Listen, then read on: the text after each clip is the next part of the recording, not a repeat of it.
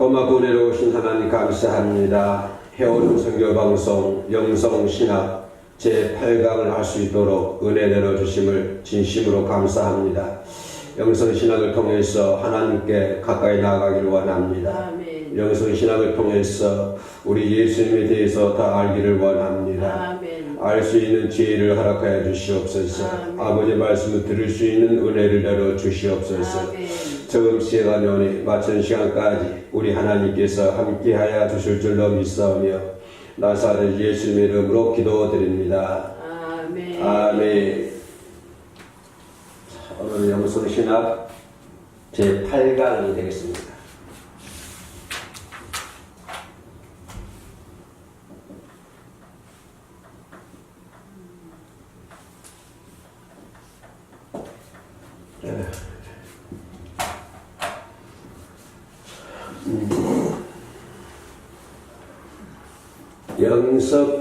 영성신학에 대한 상식, 영성신학에 대한 상식. 영성신학이 상실되었다. 그죠? 영성신학의 상실 요인이 뭘까요? 왜 영성신학이 상실됐을까? 그죠? 영성신학이 왜 상실됐을까? 그 요인은 성도들의 세속화, 그죠? 하나님 믿는 성도들이 세상적인, 쉽게 말하면 세상적으로 많이 치우쳐 있다. 성도들이 세속화되어 있기 때문에 영성신학이 상실되어 있었다. 우리나라 초대 교회가 들어왔었을 때는 아주 성령이라든가 영성이 활발해졌죠. 근데 지금은 이제 먹고 살만 하고 모든 경제, 사회, 문화 이런 것들이 교회 내에 침투하게 되고, 그죠? 그런 성도들도 그런 세속화, 세상 물질에 이제 물들어가다 보니까 자연적으로 영성신학을 하는 것이 상실되었다라고 하는 것을 볼 수가 있습니다. 그래서 영성신학의 상실성은 가장 큰 문제는 성도들이 뭐가 되어가고 있다? 세속화 되어가고 있다. 다시 말하면 세상에 물들어가고 있다라고 표현할 수가 있겠습니다. 세상 전에는 초창기에는 하나님만 부르고 하나님만 따라갔으니까 영성신학이 더 활발했었는데 요즘은 반대로 세상에 물들어가고 세상을 따라가다 보니까 성도들의 믿음이 좀 희석이 됐다. 그러다 보니까 영성신학이 상실되어가는 그런 상태가 되어지고 말았다. 자, 영성이 상실되니까 오는 결과가 여러 가지 결과가 올 수가 있죠. 사회적인 문제가 될 수 있고, 그죠? 영성신학이 상실됨으로 말미암아서 어떤 사회적인 문제, 국가적인 문제, 자살의 문제, 우울증에 대한 문제, 여러 가지 문제들이 대두되고 있다고 하는 것입니다. 사람 성도들이 세속화되면 좀 더 잘 살아야 되고 조금 더 좋은 세상이 만들어질 줄 알았는데 반대죠. 성도들이 세속화를 하다 보니까 오히려 사람 사는 것이 참 어려워졌다.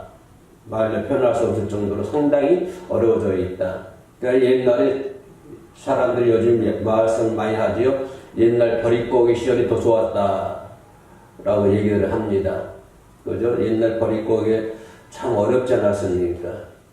그런데 지금이 오히려 그때보다도 먹고 사는 것은 조금 나아질지 몰라도 정신적인 체계라든가 어떤 신앙적인 차원에서는 그때가 더 좋았다라고 얘기를 많이 하고 있습니다.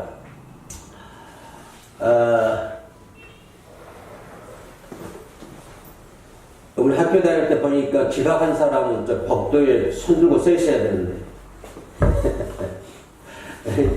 지각한 사람은 복도에 손 들고 서 있어야 돼. 네. 그죠? 영성이 상실되다 보니까 오히려 사는데 참 더 어려움이 많다라고 하는 것을 볼 수가 있습니다. 심지어 이 목회자들도, 그죠? 이 목회자들도 영성이 상실된 상태에서 목회를 많이 하고 있다. 이것을 오히려 목회자들이 영성을 잘 모르고, 그죠? 영성이 개발되지 않는 상태에서 목회를 하다 보니까 결국에는 뭡니까? 어떤 결과가 오죠? 사회적 무리를 일으키더라. 그래서 목회자들이 상당히 사회적인 무리를 일으키고 있습니다. 그 원인이 뭐냐면 영성이 상실되어 있기 때문에, 영성을 개발하지 않는 채 목회를 하다 보니까 오히려 그 목회자들이 사회 기둥이 되어야 되고 그래야 되는데 사회에 무리를 일으키고 있다라고 하는 것을 볼 수가 있습니다. 나라의 최대 보류가 법관들이 아닙니까? 법이거든요.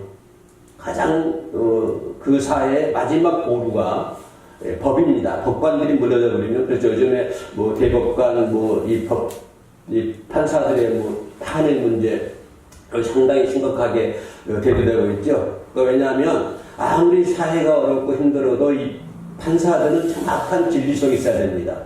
정확하게 정의를 해야 되고 판단해야 되는데 판사들이 무너져 버리면 그 나라 그 사회의 기반이 다 흔들려 버리는 거거든요. 근데 마지막 보루는 판사들보다도 더 마지막 보루는 뭐냐면 목회자들입니다. 목회자들이 마지막 그 사회를 지탱하고 있는 마지막 보루거든요. 근데 그 목회자들이 무너져 버리면 결국은 그 나라, 그 사회가 무너진다고 하는 것입니다. 이것은 구약이라든가 신약에서 여러 가지 배울 수가 있죠. 그런데 오늘날 한국계 목회자들은 뭡니까? 그 영성신학을 개발하지 못하고 영성신학을 상실한 채 목회를 하다 보니까 오히려 사회에 큰 무리를 일으키고 있다라고 하는 것을 볼 수가 있습니다. 자, 그런 차원에서 우리 한국전개방송에서는 뭡니까? 그런 차원에서 영성신학을 하게 된 것이죠. 다시 영성신학을 개발해서 목회자다운 목회를 해야 되고 성도다운 성도의 삶을 살아야 되겠다. 그런 차원에서 영성신학을 이렇게 하게 되어 있는 것입니다. 그러면 영성신학을 하는 것이 뭘까요?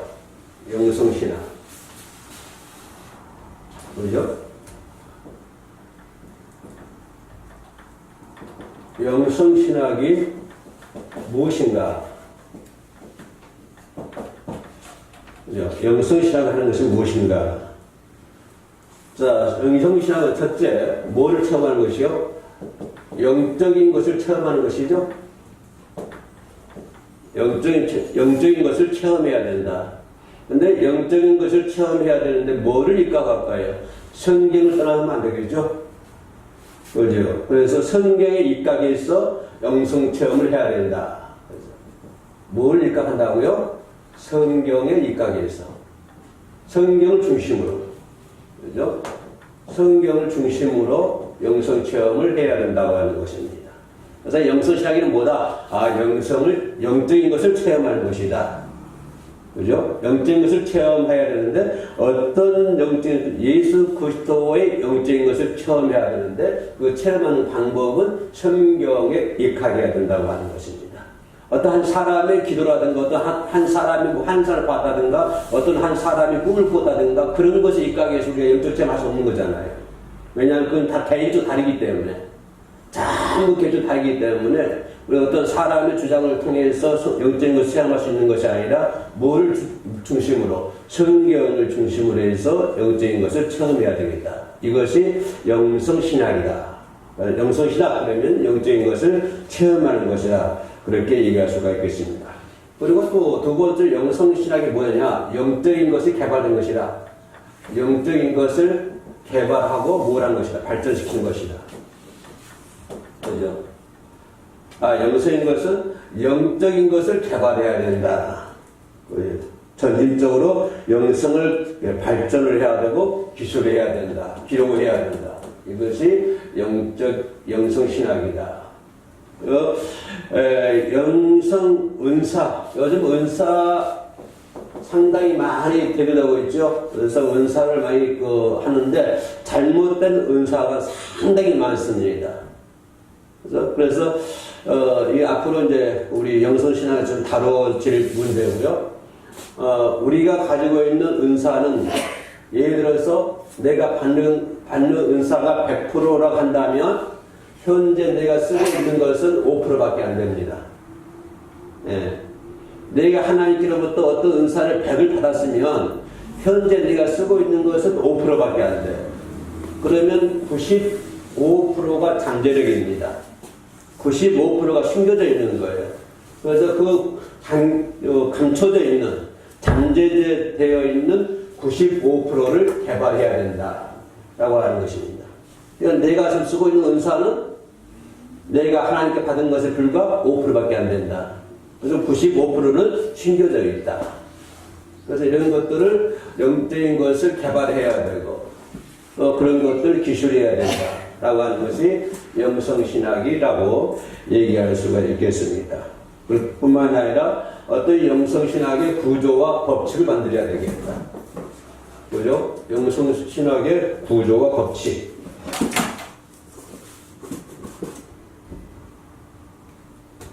구조와 법칙을 만들어야 되겠다. 이것이 영성신학이다라고 하는 것을 볼 수가 있습니다. 그러면 이점에서 우리가 생각해 볼 수 있는 게 뭐냐면 영성신학을 함에 있어서 영성을 개발하는데 영성신학에 대해서 기도가 먼저 돼야 될, 체험적인 기도가 먼저 돼야 될까요? 영성신학에 있어서, 그죠? 첫째, 체험적인 기도.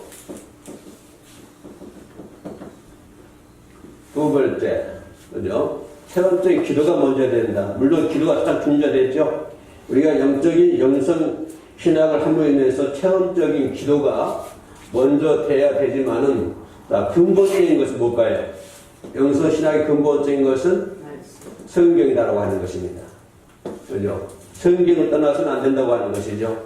이제 영적 체험, 영성신학 하면 우리가 먼저 뭘 해야 되죠? 기도를 많이 해야 됩니다. 체험적인 기도가 필요하지만 그러나 더 중요한 것은 체험적인 기도보다 먼저 앞서 있는 것이 무엇이다?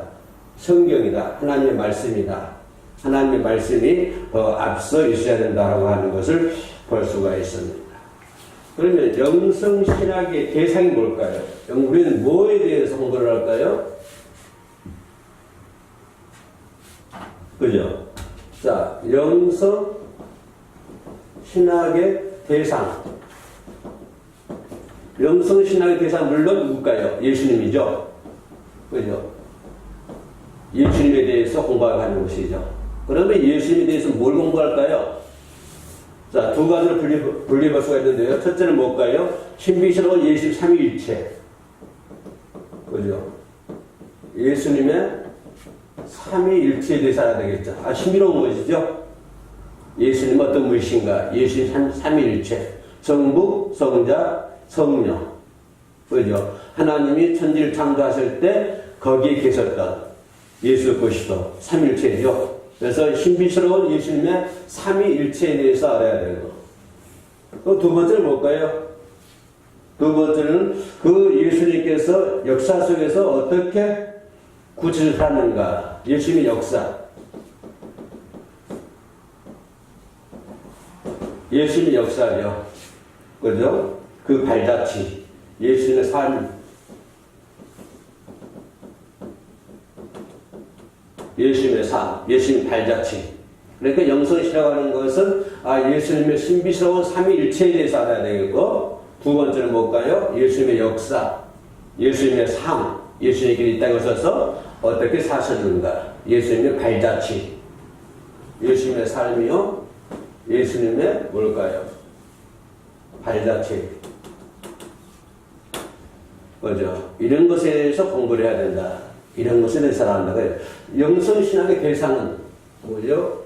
영성신학의 대상은 예수님이다. 우리가 어떤 훌륭한 목사를 대해서 공부하는 것이 아니고, 그 사람이 주관하는 것, 그 사람을 발표하는 것을 공부하는 것이 아니고, 영성신학의 대상은 예수님이고, 널 예수님에 대해서, 그러면 예수님에 대해서 뭘 공부하느냐? 두 가지를 분류할 수 있는데, 첫째는 예수님의 삼위일체, 신비스러운 삼위일체에 대해서 공부를 해야 되고, 두 번째는 예수님의 역사. 예수님이 이 땅에 오셔서 어떤 삶을 살았는가? 예수님의 그런 발자취는 어떤 발자취인가? 그래서 영성신학의 대상은 바로 누구다? 예수 그리스도다. 그래서 영성신학의 모형은 바로 예수님이시다. 예수님이 영성신학의 모형이다. 라고 하는 것을 볼 수가 있습니다. 그러면 이쯤에서 하나 질문해 볼게요. 우리가 영성을 상실됐다. 자, 손현지. 네. 자, 우리가 영성이 상실됐어요. 요즘에 영성이 상실됐다 많이 얘기하죠? 영성이 상실됐다. 무슨 말일까요? 예수님에 대해서 모르는 거? 그렇죠. 예수님에 대해서 상실됐다. 그 말이겠죠? 근본적으로는. 자, 카메라 잘 보고.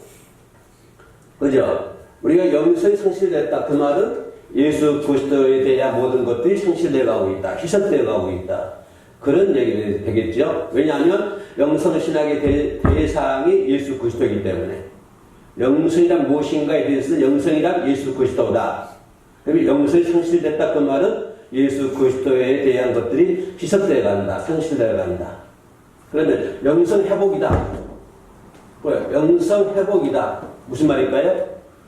예수 그리스도에 대한 것들이 회복이 돼야 된다. 라고 하는 것입니다. 자, 여기서 좀 더 깊이 들어갈게요. 예수님에 대해서 회복해야 된다. 무슨 말일까요?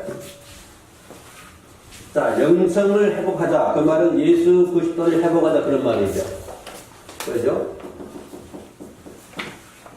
예수님에 대해서 뭐 하자? 회복하자. 그런 말이죠.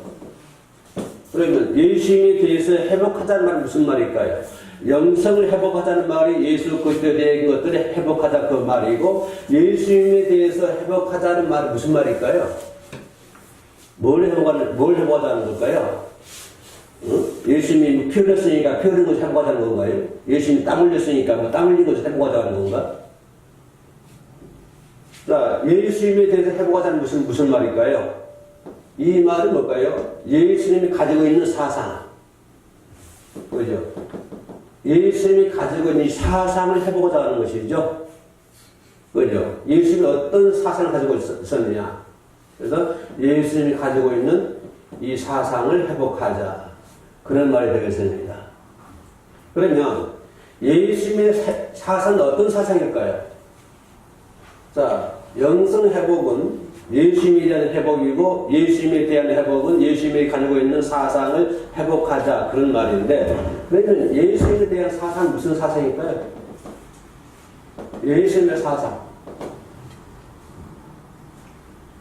자, 예수님의 사상은 한마디로 말하면 누구의 사상일까요? 하나님의 사상이죠? 그죠? 이게 하나님의 사상입니다. 네, 이것을 명진에서 배웠던 건데요. 다시 설명해 드릴게요.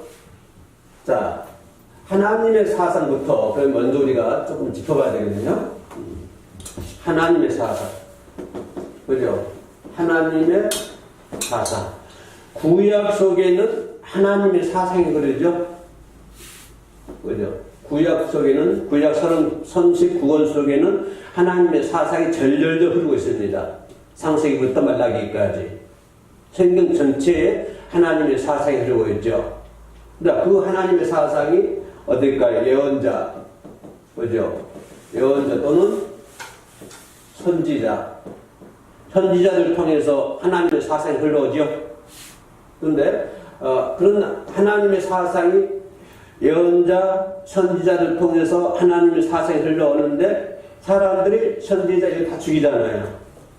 그래서 예언자, 선지자 다음에 누가 하나님의 사상을 가지고 태어납니까? 바로 예수님이죠. 그죠? 바로 예수님이 구약 속에 있는 하나님의 사상을 그대로 가지고 오십니다. 그죠? 이해가시죠? 자, 예수님이 구약 속에 나타나 있는 하나님의 사상을 그대로 가지고 오시는데, 자, 예수님이 십자가에 죽으시자, 그 다음에 누가 뒤를 이을까요? 예수님의 제자들이죠. 예수님의 12 제자들이 하나님의 사상을 그대로 이어받습니다. 구약 속에 나와 있는 하나님의 사상이 그대로 12 제자들에게 임하게 되는 것이죠. 자, 12 제자들의 시대를 지나서, 자, 누가 또 그 사상을 이어받습니까? 감독들이죠.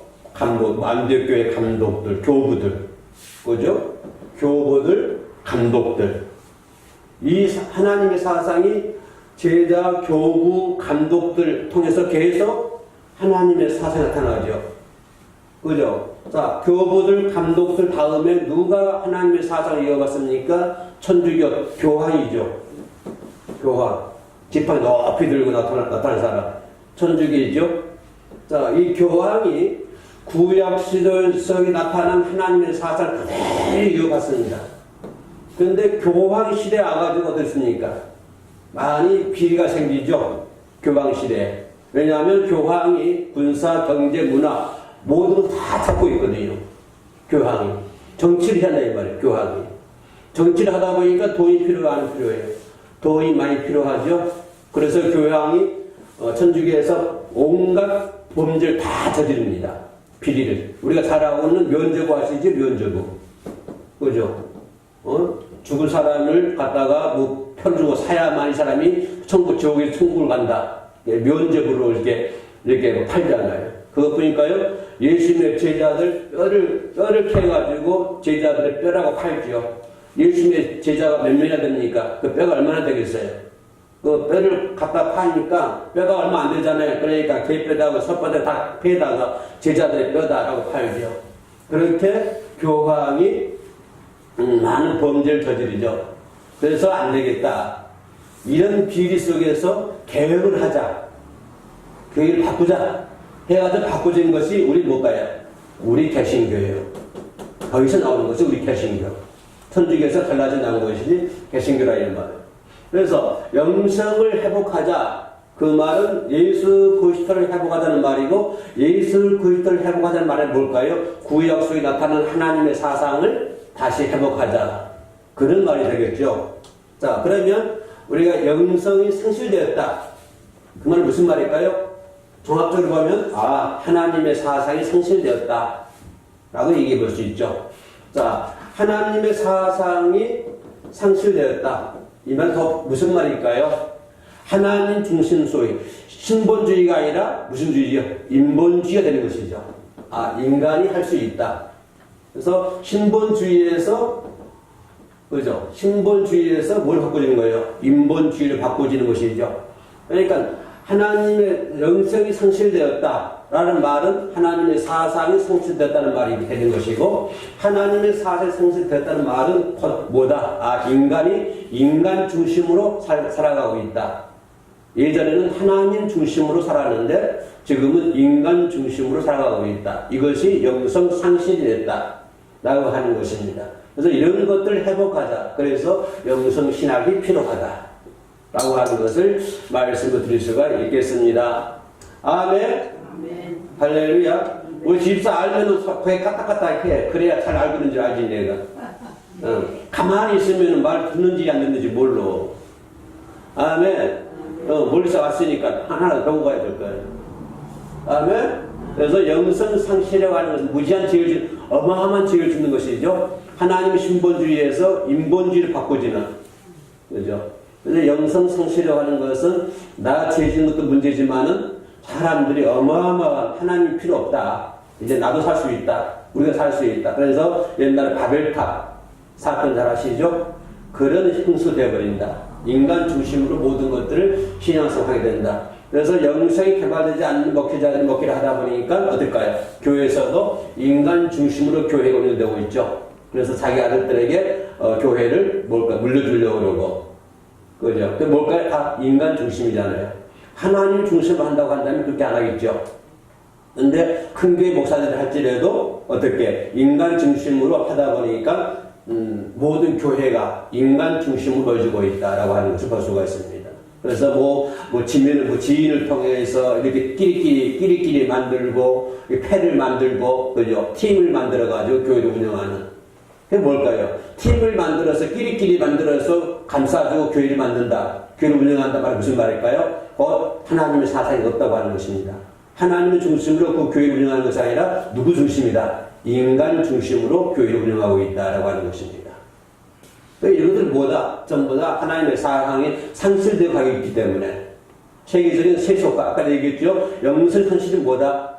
요인이 뭐라고 했죠? 세속화라고 했죠. 사람들이 세속화되어 가기 때문에 영성이 상실되어 가고 있다. 그래서 그 세석화된 물질이 교회 안에까지 침투를 해가지고, 그죠? 교회 안에까지 침투를 해가지고, 교회를 갖다가, 하나님 중심의 교회가 아니라 사람 중심으로 교회를 운영하고 있다. 라고 하는 것입니다. 그러다 보니까 한국교회의 미래는 발전이 있다, 희망이 있다, 없다. 한국교회의 미래에는 희망이 없다고 하는 것입니다. 그래서 얼마가 자냐면은 이제 우리나라도 교회도 큰 교회들이 유럽교회처럼 우리 경미가 넘어가고 그래서 교회, 옛날에 큰 교회들이 뭐 바가 생기고 술집이 생기고 스탠드바가 생기고 그렇게 되어가고 있다. 요즘은 큰 교회 많이 넘어가고 있죠? 그죠? 경미첩을 해가지고. 그래서 공동화, 교회 공동화가 생길 것이다. 왜냐하면 지금 교회 주일학교가 없어졌어요. 뭐 큰 교회 몇 명 있겠지만은 우리 처음에 교회 할 때만 해도요 어른들은 없어도요 주일학교 학생들이 있었어요. 개척기 할 때 어른들보다도 주일학교 애들 더 많았다고요. 근데 지금 가보세요. 개척기 가보세요. 애들 아무도 없어요. 목사 아들다 뵙겠다고 하는 거예요. 그럼 이런 시대가 앞으로 10년 지나고 20년 지나면 한국교회는 어떻게 될 것이냐. 그 애들이 어른들 되면 그러면 한국교회는 공동화될 수밖에 없다. 상당히 심각하죠. 그래서 한국교회 젊은 목회자팀에서 한국교회 개혁을 해야 된다라고 하는 그런 얘기가 많이 나오죠. 그래서 한국교회 정의실천협의회 이런 데서는 큰 교회 뭐 세습체제 한 교회 앞에 가서 뭐 이렇게 시위를 한다든가 이렇게 편말을 들고 시위를 한다든가 그런 것들이 요즘에 뉴스에 많이 대들되고 있습니다. 아무튼 영성신학에 상실된 영성신학 상실 거기에 대해서 오는 문제점들 심각하죠. 아주 심각한 영성 상실에 대해서 심각한 문제를 한국교회가 처리하고 있다라고 하는 것을 볼 수가 있습니다. 자, 아까 영성신학이 무엇이다 할 때 첫 번째로 영성신학은 영적인 체험이다 라고 얘기했죠. 영적인 체험이다. 자, 영적인 체험 모델 근거는 바로 어디서 찾아야 된다? 성경에서 찾아야 한다고 하는 것입니다. 영적 체험은 성경이 기본이라고 하는 거예요. 왜냐하면 사람들 기도로 하는 그 기도에 대한 체험은 사람마다 달라요. 다 받은 은사가 다르고 또 기도에 대한 체험이 각자가 다 다르기 때문에 어떤 기도를 가지고 우리가 생각할 수 없는 것이고 어떤 사람이 받은 것에 대해서 은사를 가지고 우리 그거를 근거를 할 수가 없다. 그래서 어떤 사람이 뭐 부흥하다 보면 뭐 삼층천을 갔다 왔니 어쩐니 해가면서 그런 난리 피잖아요. 우리가 그런 참고를 할 수 있지만은 그거를 계산을 할 수 없다고 하는 것입니다. 왜냐하면은 각자 모델이 다 다르기 때문에 체험이 다 다르기 때문에 영성신학의 모델은 오직 뭐다? 하나님의 말씀이 모델이다. 성경이 모델이다. 그래서 아무튼 성경을 떠나면 안 됩니다. 어떤 이유에서든지 간에 그죠? 어떤 그 사람이 훌륭하든 훌륭하지 않든 은사를 있든 없든 간에 아무튼 성경을 입각해 해서 성경을 중심으로 우리가 믿음 생활을 해야 되는 것이지 성경을 떠나면 안 됩니다. 그래서 믿음 생활은 어떻게 해야 된다? 믿음 생활은 자, 말씀 중심으로 해야 된다. 그죠? 두 번째는 뭘까요? 두 번째는 교회 중심으로 믿음 생활을 해야 된다. 세 번째는 뭘까요? 세 번째는 가정 중심으로. 그죠? 그래서 믿음 생활을 하는 것은 하나님의 말씀을 중심으로 해야 되고, 자기가 다니고 있는, 섬기고 있는 교회를 중심으로 믿음 생활을 해야 되는 것이고, 또 자기가 섬기고 있는 가정을 중심으로, 그죠? 집을 중심으로 해서 믿음 생활을 해야 된다고 하는 것입니다. 그런데 잘못된 은사들은 어때요? 자꾸 가정을 타파하죠? 그래서 영성이 개발되지 않는 기도원 원장들이 어떤 집사가 기도하러 교회를 갔어요. 하도 가정이 어려우니까. 어떤 기도원을 갔는데 기도원 원장이 그러더래요. 내가 그 직접 보았던 것이고 말 들었던 것인데 본인한테 군산에서 있었던 일인데 집사가 어려우니까 가정이 어려우니까 어떻게 이제 기도하러 기도원 갔어요. 그랬더니 기도원 원장 하는 말이 당신은 올 줄 알았다. 당신은 사명자야. 당신은 신학을 해서 목회를 해야 돼. 그렇게 느닷없이 그런 말 주는 거예요. 그러니까 이 집사가 이거 듣고 보니까 또 안 듣는 것보다 뭐다 이게. 차라리 안 들었으면 좋겠는데 듣고 보니까 또 그게 그런다는 말이에요. 그래서 결국에는 가정이 남편과 이혼하고 가정과 이혼하고 신학교 한다고 받아다니고 그 기도로 원정하고 받아다니고 있잖아요. 가정을 파괴하는 거잖아요. 가정을 파괴하는 거. 그래서 신앙생활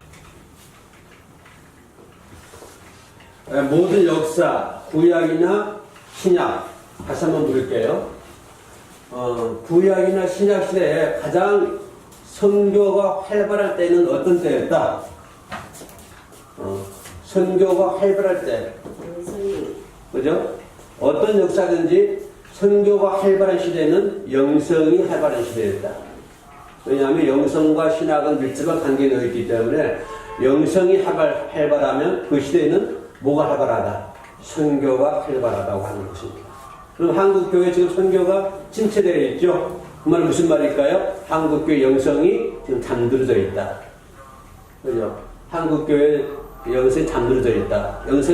영성과 선교라는 것은 첫째 영성에 의해서 시작이 돼야 되고, 두 번째 영성에 의해서 진행이 돼야 되고, 세 번째 영성에 의해서 선교는 끝맺어야 되는데, 그 영성이 잠들어져 있으면, 영성이 상실되어 있으면 그 시대에 그 나라의 선교도 잠들하고 있다, 상실되어 가고 있다라고 하는 것입니다.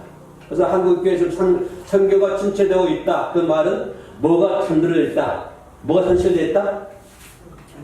영성이 상실되어 있다.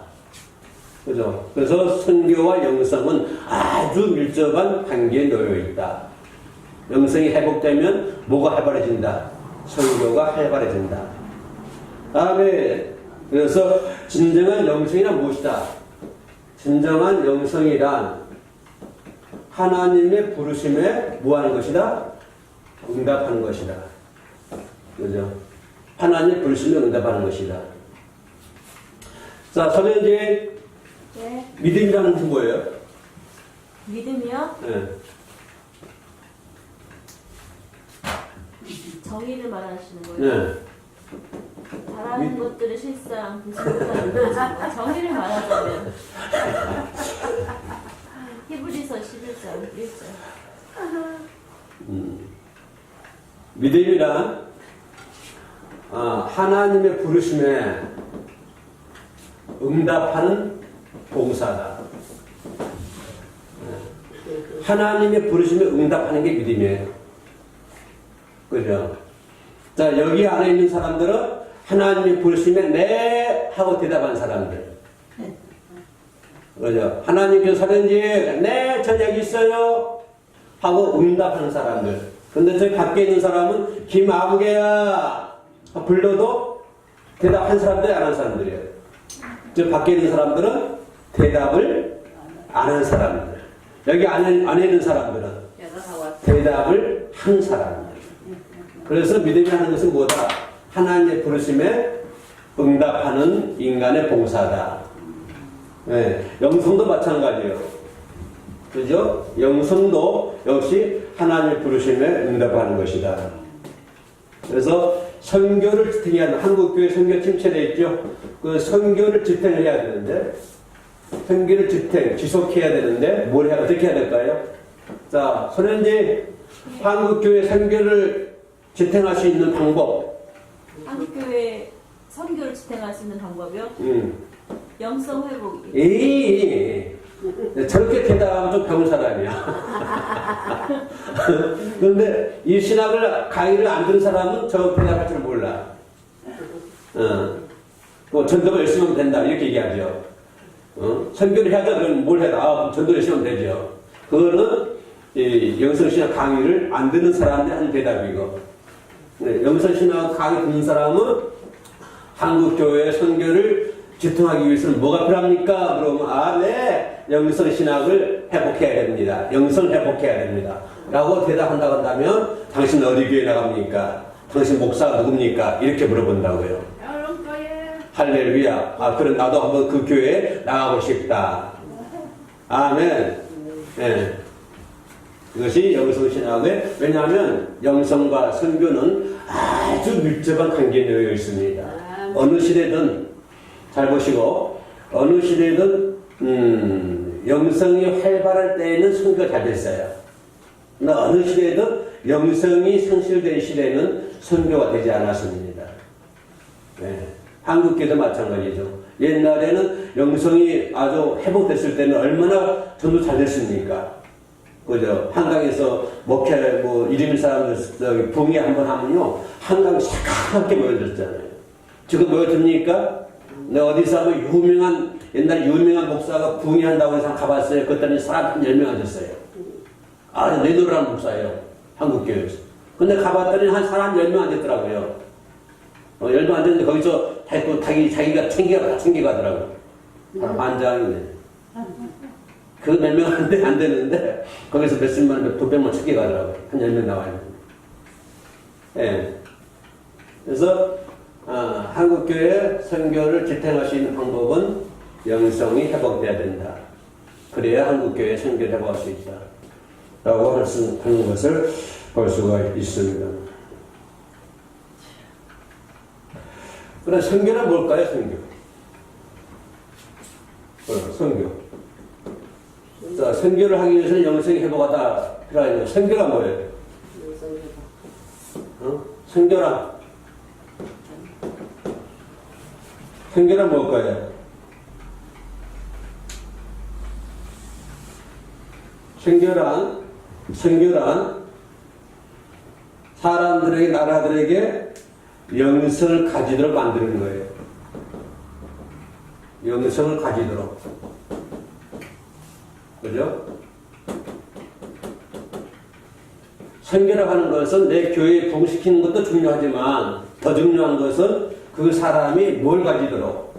영성을 가지도록 만드는 것이 선교다. 아멘. 그런데 우리 교회는 우리나라 교회 어떻습니까? 선교를 하면 자꾸 자기 교회를 배불리려고 하는.